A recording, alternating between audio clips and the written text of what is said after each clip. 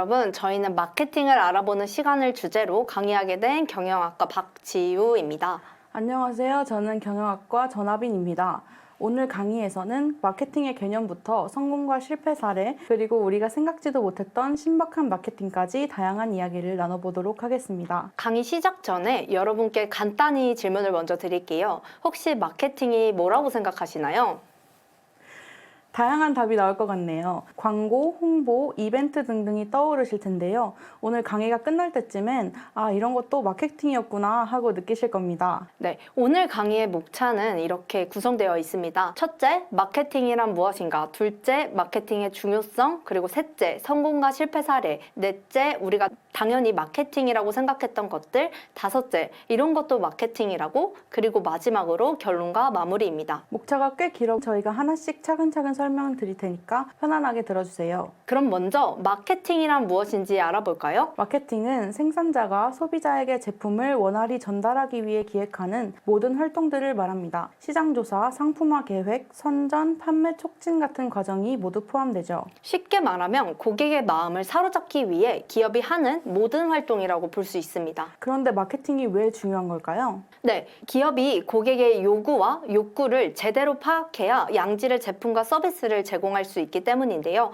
이 과정에서 마케팅이 굉장히 중요한 역할을 합니다. 마케팅을 잘하면 그럼 어떤 효과가 있을까요? 우선 고객 만족도가 올라가고요. 그 결과 고객 충성도 역시 높아집니다. 그리고 기업의 매출과 수익이 증가하겠죠. 그렇죠. 뿐만 아니라 브랜드 인지도를 형성하고 시장 변화에 대응하며 경쟁력을 강화할 수 있습니다. 이번에는 마케팅의 성공과 실패 사례에 대해 알아보도록 하겠습니다. 먼저 실패 사례부터 살펴볼까요? P&G라는 기업의 팸퍼스라는 브랜드의 사례를 들어볼게요. 여러분도 들어보셨을 수도 있을 텐데요. 이 브랜드는 황새가 기저귀를 물고 오는 디자인으로 유명하죠. 그런데 이 디자인이 1970년대 일본 시장에서는 실패했습니다. 이유는 뭐였을까요? 팸퍼스는 서양에서 황새가 아기를 배달한다는 설화 전통을 바탕으로 황새가 기저귀를 물어오는 패키징 디자인으로 많은 인기를 얻었습니다. 당시 천 기저귀 위주였던 생활에서 아기를 물어다주는 황새가 간편한 일회용 기저귀를 물어다주는 디자인, 부모들 입장에서 대단한 변혁이었죠.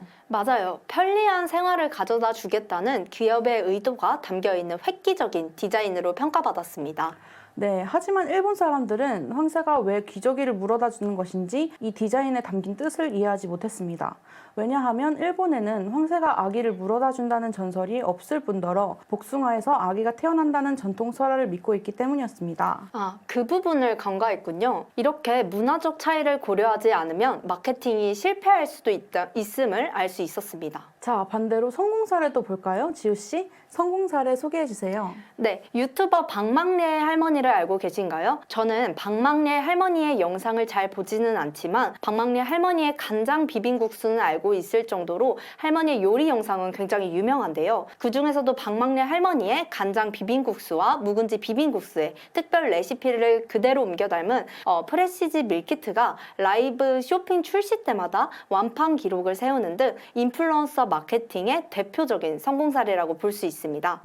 그럼 성공 이유는 뭔가요? 네, 성공의 이유는 단순히 기업에서 출시한 제품을 소비자가 받아들이는 일방적인 관계가 아니라 소비자가 즐기던 컨텐츠를 기반으로 맞춤형 인플루언서를 선정을 했고, 그리고 해당 인플루언서 역시 자신의 레시피를 담은 제품 개발에 대한 진정성과 열정을 컨텐츠를 통해 소비자에게 지속적으로 전달했기 때문에 이루어진 성과라고 볼 수 있습니다. 인플루언서를 통한 진정성과 열정, 이것이 소비자에게 잘 전달된 성공 사례네요. 네, 자, 이제 우리가 당연히 마케팅이라고 생각했던 것들로 넘어가 보도록 하겠습니다. 첫 번째는 소셜미디어 마케팅입니다. 소셜미디어 마케팅이란 다양한 소셜미디어 플랫폼을 활용해 제품이나 서비스, 브랜드를 홍보하고 소비자와의 관계를 형성하는 마케팅 전략입니다. 주요 플랫폼으로는 페이스북, 인스타그램, 트위터, 틱톡, 유튜브 등이 있으며 각 플랫폼은 그 특성에 맞는 마케팅 전략을 요구합니다. 두 번째는 일반 매체 마케팅인데요.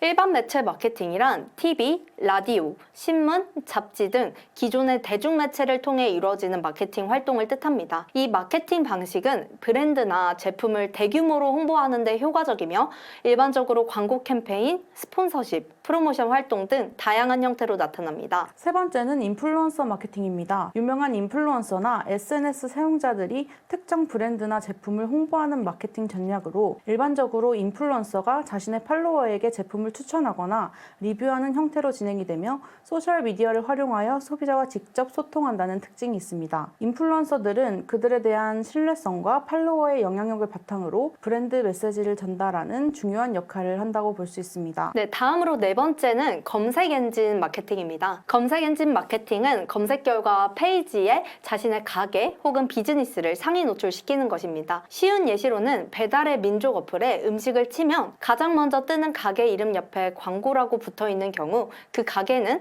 검색 엔진 마케팅을 활용하는 것임을 알 수 있습니다. 다섯 번째는 제휴 마케팅인데요. 웹사이트 발행자로 인해 파트너 웹사이트 매출이 발생하면 그 발행자는 소정의 보상을 받는 마케팅 방식입니다. 쉽게 이해하시도록 저희 단과대 인스타 계정에서 업로드한 제휴 관련 포스팅 사진을 가져와 보았는데요. 이 마케팅 방법을 사용할 시에 비즈니스를 폭넓게 노출시키는 것은 물론 새로운 잠재 고객까지 도달 가능하다는 장점이 있습니다. 네, 다음 여섯 번째로 이메일 마케팅도 빼놓을 수 없겠죠. 여전히 많은 기업들이 활용하고 있는 중요한 방식입니다. 이 마케팅의 특징은 이메일 수신 또는 구독에 동의한 사람들을 대상으로 이메일을 발송해야 한다는 점입니다. 이렇기 때문에 고객에게 직접 도달해서 높은 수익률을 낼 수 있으므로 아직도 비즈니스 마케팅 담당자 중 다수가 이메일 마케팅을 사용한다고 하네요. 마지막으로는 감성 마케팅이 있습니다. 이는 주로 사람들의 감성적인 면을 자극해 소비자의 공감을 이끌어냄으로써 브랜드 이미지를 차별화시키고 브랜드 참여 활동을 유도하는 마케팅 활동입니다. 그렇기 때문에 다른 마케팅과는 달리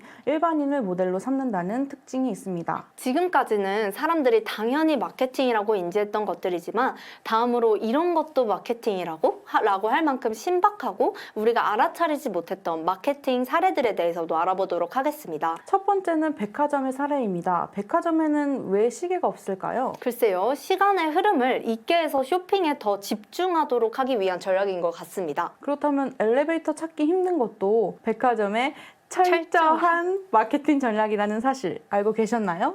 네, 에스컬레이터를 잘 보이는 중앙에 배치해서 고객이 자연스럽게 몇 층을 거쳐 이동하게 함으로써 전시 효과를 극대화시키려는 의도인 것 같습니다. 그럼 여기서 또 한 가지, 백화점 1층에서 할인 행사와 넥타이, 손수건 등을 많이 본 적이 있으실 텐데요. 그것은 가격이 저렴한 자파를 먼저 접하게 하여 고객의 심리적 부담을 완화시켜 더 비싼 상품에 대한 구매 유도를 목표로 하는 배치 마케팅 전략입니다. 다음으로 도미노 피자의 도로 보수 마케팅에 대해서도 알려드리도록 하겠습니다. PPT의 사진을 보시면 도로 포장 위에 도미노 피자의 로고와 문구들이 새겨져 있는 것을 볼 수 있는데요. 이는 미국 도미노 피자의 마케팅의 일종입니다. 도미노 피자는 피자를 위해 포장합니다 라는 캠페인을 통해서 도로에 푹 파진 부분을 보수하는 활동을 시작했다고 합니다. 안전하고 신속한 피자 배달을 위한 명목이긴 했지만 그 위에 도미노 피자의 로고와 Yes, we did 같은 문구를 넣음으로써 브랜드 이미지를 제고하고 사회적 공헌 활동으로도 이어지게 되었다는 거죠. 세 번째는 감각 마케팅입니다.